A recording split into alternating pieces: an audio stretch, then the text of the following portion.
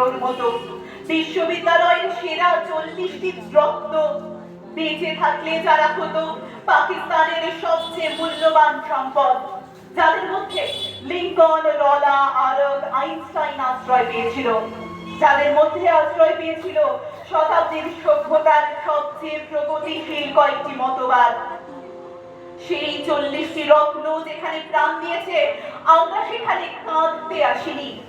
যারা গুলি ভর্তি রাইফেল নিয়ে এসেছিল ওখানে, যারা এসেছিল নির্দয়ভাবে হত্যা করার আদেশ নিয়ে, আমরা তাদের কাছে ভাষার জন্য আবেদন জানাতেও আসিনি আজ।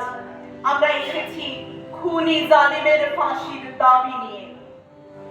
আমরা জানি তাদের হত্যা করা হয়েছে, নির্দয়ভাবে ওদের গুলি করা হয়েছে।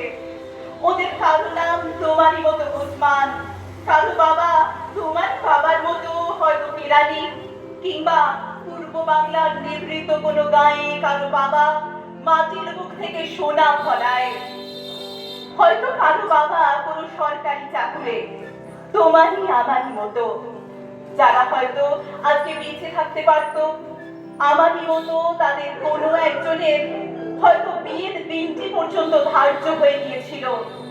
তোমার মতো তাদের কোনো একজন হয়তো মায়ের সদ্যপ্রাপ্ত চিঠিখানা এসে পড়বার আশায় টেবিলে রেখে মিছিলে যোগ দিতে গিয়েছিল।